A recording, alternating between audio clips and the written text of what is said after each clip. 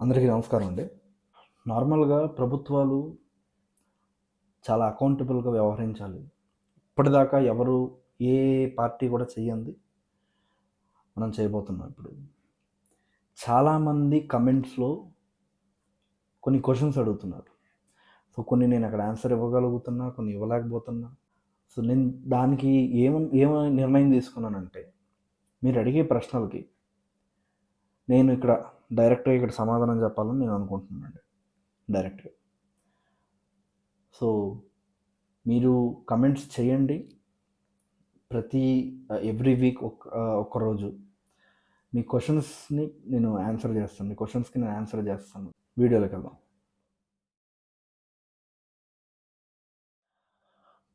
First question.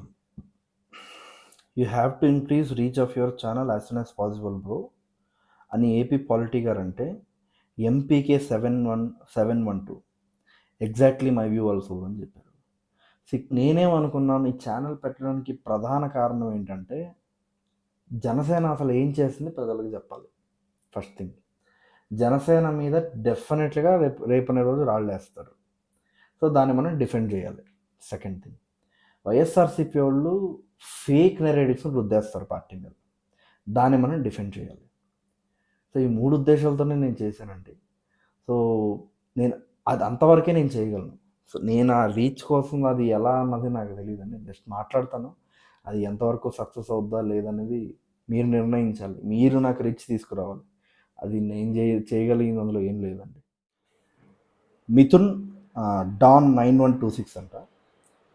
ఆ మాట election ముందు ఎక్కడ పెట్టారు? వాలంటరీ వ్యవస్థలో నేను లేదని 10,000 అప్పుడు ఎక్కడ పెట్టారు? బుర్ర మీరు చంద్రబాబు నాయుడుని తిడుతున్నారా? బ్రదర్, ఒక చిన్న క్లారిఫికేషన్ ఇస్తాను. జగన్మోహన్ రెడ్డి గారు అయినటువంటి వ్యక్తి నిజంగా వాలంటరీ వ్యవస్థని చట్టాన్ని అమలు చేస్తుంటే, అంటే అసెంబ్లీలో బిల్ పాస్ చేస్తుంటే ఇబ్బంది లేదు. అండ్ ఇంకోటి ఏంటంటే, మీకు ఒక రకంగా చెప్పాలంటే మేము అప్పుడు ఈ వాదన తీసుకొచ్చాం. వాలంటీర్ వ్యవస్థ అనేది తప్పు. దానివల్ల పంచాయతీరాజ్ వ్యవస్థ కుదేలైపోతుంది. ఇది అప్పుడు ఘంటాపదంగా మేము చెప్పాం. అక్కడ ఇంకో విషయం, వాలంటీర్లు డిగ్రీ చేసిన వాళ్ళకో లేకపోతే ఇంటర్ చేసిన వాళ్ళకి మనం ఇవ్వాల్సింది నెలకు 5,000 కాదు.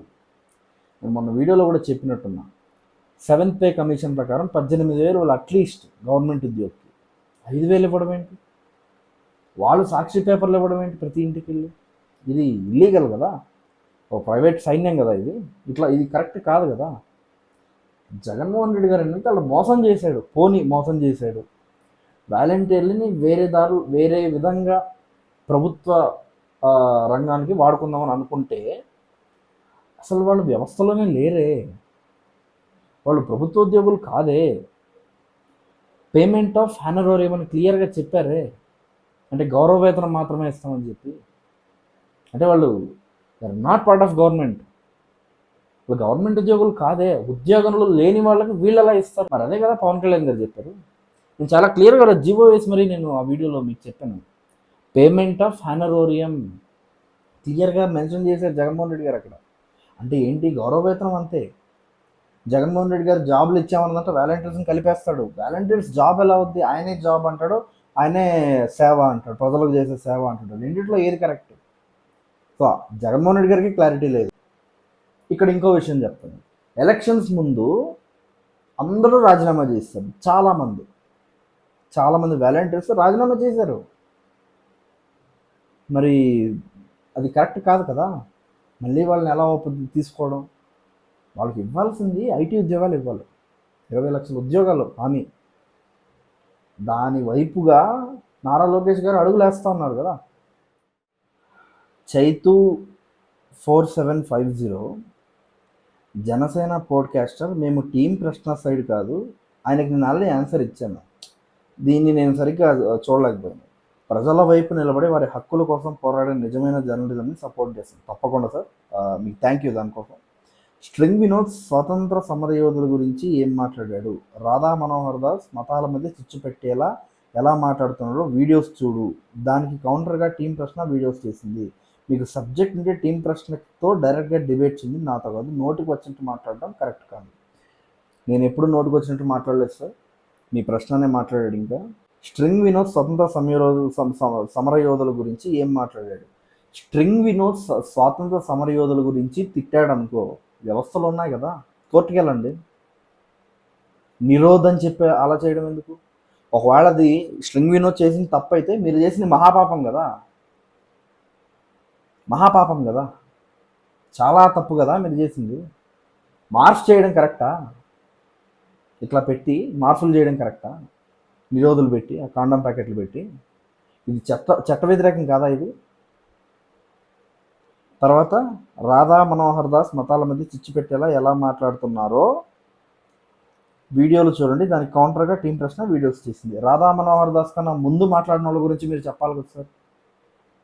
రాధా మనోహర్ దాస్ గారి కన్నా ముందు కనకదుర్గమ్మని దయ్యంలాగా చిత్రీకరించారు కదా. ప్రశ్న అనేవాళ్ళు అతను దాన్ని క్వశ్చన్ చేయాలి. న్యూట్రల్ కదా నువ్వు, యువర్ నాట్ అన్ ఎక్సెప్షన్ అని నువ్వు ట్యాగ్ లైన్ పెట్టుకుని నువ్వు న్యూట్రల్ అయినప్పుడు సిగ్గుందా నా కొడక అమ్మవారిని పట్టుకుని దయ్యం అంటావా అని చెప్పాలి. ఎన్నో వీడియోస్ వచ్చాయి కదా బయటికి హిందూ దేవుళ్ళని తిడతా. మరి ఆ రోజు ఎందుకు మాట్లాడలేదు?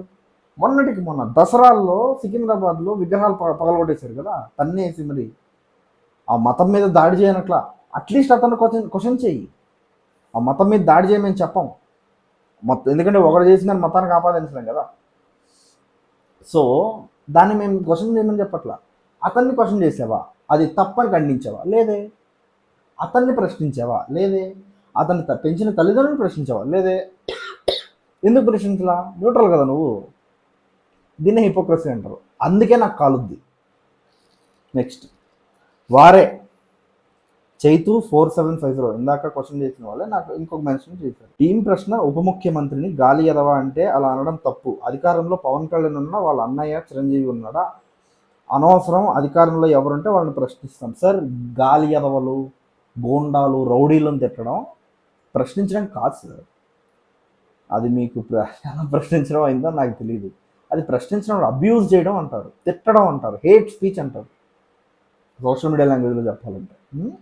తర్వాత ప్రశ్నించడం ప్రజాస్వామ్యం మూలస్తంభం. ఎస్, నేను కాదనట్లేదే. మీరు ప్రశ్నించాలి, తిట్టకూడదు. ప్రశ్నించే హక్కు 100% మీకు ఉంది. లైన్ మెయింటైన్ చేయాలన్నమాట. నెక్స్ట్ ఉప ముఖ్యమంత్రి స్థాయిలో ఉండి పవన్ కళ్యాణ్ ప్రఖ్యాత తిరుపతి లడ్డు ఆవు కొవ్వు పంది కొవ్వు కలిసింది సరైన ఆధారం లేకుండా ప్రెస్ ముందు ఎందుకు అన్నాడు? సరైన ఆధారం ఉంది కాబట్టి అన్నాడు. సరైన ఆధారం లేకుండా అనుంటే కాన్సిక్వెన్సెస్ వేరేలా ఉండేవి. విత్ డాక్యుమెంటెడ్ ప్రూఫ్తో సహా ఉంది కాబట్టే అన్నాడు. టెంపుల్స్లో ఏమైనా జరిగితే దానికి మత పెద్దలు ఉన్నారు, కోర్టులు ఉన్నాయి. పవన్ కళ్యాణ్కి ఏంటి సంబంధం? అసలు లౌకిక ప్రజాస్వామ్య దేశంలో పాలిటిక్స్లోకి మతాన్ని ఎందుకు లాగుతున్నారు? పాలకులు రాజ్యాంగం చట్టాలు అమలు చేయాలి, ప్రజలకు కావాల్సినవి ఇవ్వాలి, విద్య, ఆరోగ్యం, ఉద్యోగుల మీద దృష్టి పెట్టాలి, మతాల మీద కాదు. సరే, ఇప్పుడు మీలాంటి మేధావుల గురించి చెప్పాలంటే మీరు కానీ, ప్రశ్న కానీ, ప్రకాష్ రాజ్ గారు కానీ, మీరందరూ ఎలా ఉంటారంటే మీరు తెలివైన తెంగరోళ్ళు అనమాట. మీరు అంటే పవన్ కళ్యాణ్ గారు అనేటువంటి వ్యక్తి 6 monthsలో ఒక 10 days సనాతన ధర్మం మీద మాట్లాడి ఉంటాడు. మిగిలిన 5 నెలల 20 రోజులు కూడా రూరల్ ఇన్ఫ్రాస్ట్రక్చర్ అంటాడు, 54 లక్షల మందికి అన్స్కిల్డ్ ఎంప్లాయ్మెంట్ అంటాడు, రోడ్డు డెవలప్మెంట్ గురించి మాట్లాడతాడు, పిఠాపురంలో స్కూల్స్ డెవలప్మెంట్ గురించి మాట్లాడతాడు. పిఠాపురంలో స్కూల్స్లో 54 గవర్నమెంట్ స్కూల్స్లో, జెడ్పిహెచ్ఎస్ స్కూల్స్లో సైన్స్ ల్యాబ్స్ పెట్టడానికి ఆలోచిస్తాడు. అదే పవన్ కళ్యాణ్ గారు అనేటువంటి వ్యక్తి ఇక్కడ కృష్ణా జిల్లా గుడివాడకు సంబంధించి వాటర్ కంటామినేట్ అయితే నెక్స్ట్ డే అక్కడికి ఒక టీంని పంపించి ఆర్ఓ వాటర్ ఫిల్టర్స్ పెట్టిస్తాడు. అదే పవన్ కళ్యాణ్ ఆయన పిఠాపురంలో సొంత నియోజకవర్గంలో స్కూల్స్లో వాటర్ బాగలేకపోతే విత్ ఇన్ 24 hours వాటర్ని తీసుకెళ్తాడు, ఆర్ఓ వాటర్ని తీసుకెళ్తాడు, తాగడానికి కూడా నీళ్ళు లేకపోతే. అదే పవన్ కళ్యాణ్ గారు ఎమ్మెల్యే అయిన ఒక్క నెలకే పిఠాపురం బస్ స్టాండ్ రూపురేఖలు మార్చేస్తాడు. అదే Pawan Kalyan Pithapuram MLA SLR waste resource management గురించి ఆయన నిర్ణయాలు తీసుకుంటారు. ఇవేమి మీకు కనపడవు. పల్లె పండుగ అంటాడు, కనపడదు. గ్రామ స్వరాజ్యం అంటాడు, కనపడదు.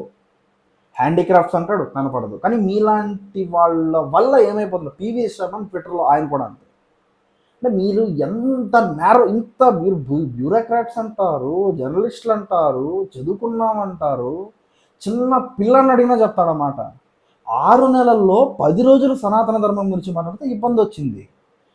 మొన్న మహారాష్ట్రలో 46 నిమిషాలు వీడియోలో 40 సెకండ్లు సనాతన ధర్మం గురించి మాట్లాడితే నొప్పి వచ్చింది. మిగిలిన 45 నిమిషాలు మీరు చూడాలిగా వీడియో, చూడరు. దాన్నే తీసుకెళ్తారు. మీరు అది చెప్పి ఇది చెప్తే ప్రజలకు అర్థమవుద్ది. ఇదే విషయం నరేంద్ర మోడీ గారికి కూడా ఉంటుంది.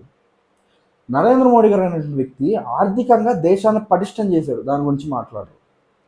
బార్డర్స్ని చాలా స్ట్రెంథెన్ చేశాడు, దాని గురించి మాట్లాడు. హై ఎండ్ వెపన్స్ ఇచ్చాడు ఇండియన్ ఆర్మీకి, మీరు దాని గురించి మాట్లాడు. రామాలయం కట్టిన దాని గురించి మాత్రం మాట్లాడతారు. మీతో వచ్చిన సమస్య ఏంటంటే మీరు ఒక విచిత్రమైన భావనలో ఉంటారు. మీరు పవన్ కళ్యాణ్ గారు ఎక్కడికి వెళ్ళినా కూడా, ఇప్పుడు అక్కడ విక్టిమ్స్ ఉంటే, ఇప్పుడు మహారాష్ట్రకి వెళ్ళి 25 నిమిషాల్లో నేను లేపేస్తా అంటే అక్కడ హిందూస్ విక్టిమ్స్, అక్కడ విక్టిమ్స్ తరపున మాట్లాడతాడు.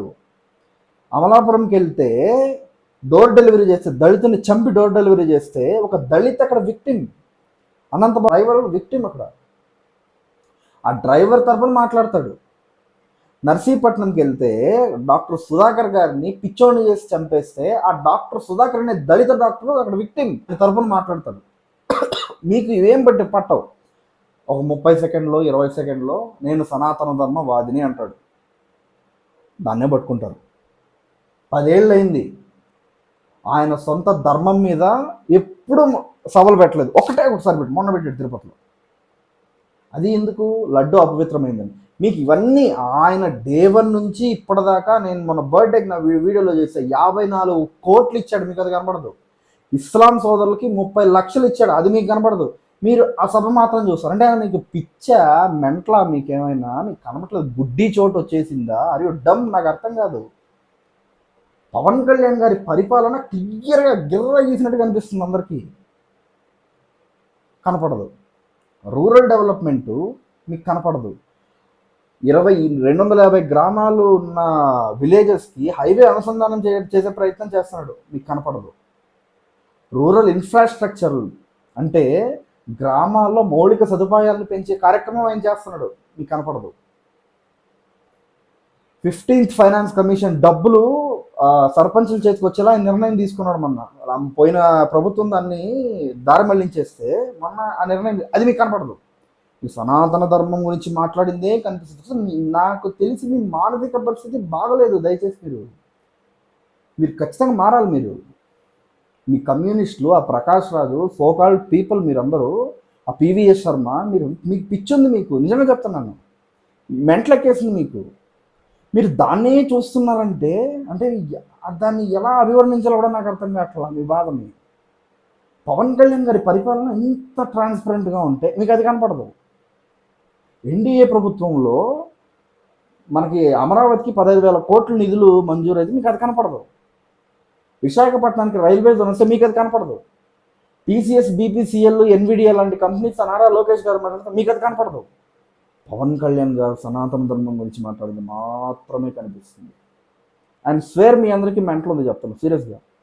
ఎందుకంటే మీకు అది కనపడినప్పుడు ఇది కనపడాలి, అది మాట్లాడినప్పుడు ఇది మాట్లాడాలి. అంత హిపోక్రసీ దేనికి అంటున్నా? అది కొన్ని కమెంట్స్ నేను క్లియర్ చేశాను. సో మీరు ఇంకా కమెంట్స్ చేయండి, నేను తప్పకుండా ఆన్సర్ ఇస్తాను. Thank you. జై జనసేన, జై హింద్.